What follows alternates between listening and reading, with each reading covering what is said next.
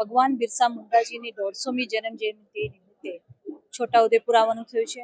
આપણા દેશના વડાપ્રધાન શ્રી નરેન્દ્રભાઈ મોદીજી ડેડિયાપાડા ખાતે આવ્યા છે, ત્યારે આજે આ શહેરમાં આવીને જે ભવ્ય સ્વાગત કરવામાં આવ્યું, સાથે સાથે તો સરસ કાર્યક્રમ રાખવામાં આવ્યો. સમગ્ર ટીમને ખૂબ ખૂબ અભિનંદન આપું છું. સાંસદ શ્રી જશુભાઈ હોય કે જિલ્લા પંચાયતના અધ્યક્ષાબેન મલકાબેન હોય, અમારા ધારાસભ્ય શ્રી, આજે આ જનજાતિ ગૌરવ દિવસ અને જનજાતિ ગૌરવ વર્ષ નિમિત્તે પણ વિભિન્ન યોજનાઓનું પણ લોન્ચિંગ કરવામાં આવ્યું અને સમગ્ર ગુજરાતના જે આદિવાસી ભાઈ બહેનો છે એમના માટે થઈને પણ અલગ અલગ યોજનાઓનું આજે લોન્ચિંગ ડેડિયાપાડા ખાતે કરવામાં આવ્યું.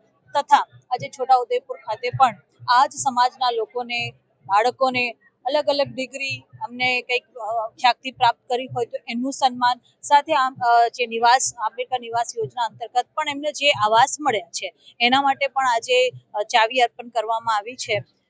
ખૂબ સારી વાત છે. જે બહુ મોટા પ્રમાણમાં સમગ્ર શહેર જિલ્લામાંથી લોકો અહીંયા ઉપસ્થિત રહ્યા છે.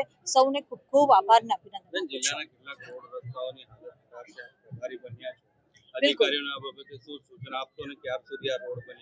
બિલકુલ, જે જ્યારે મેં મારી સ્પીચમાં પણ કીધું કે પહેલા દિવસ આવી ત્યારથી જ મારી પાસે લિસ્ટ આવી ગયું છે.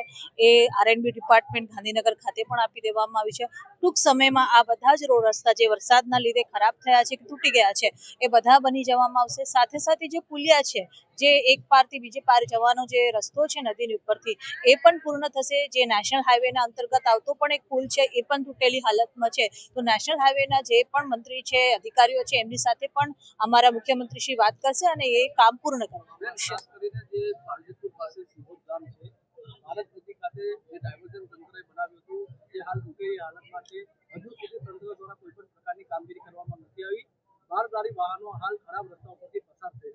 મેં હમણાં જે કીધી એ જ માહિતી મેં તમને આપી કે એ જે પુલ તૂટેલો છે અને એ ક્યાંક ને ક્યાંક નેશનલ હાઈવે સાથે જોડાયેલો છે, નેશનલ હાઈવે 56 સાથે જોડાયેલો છે.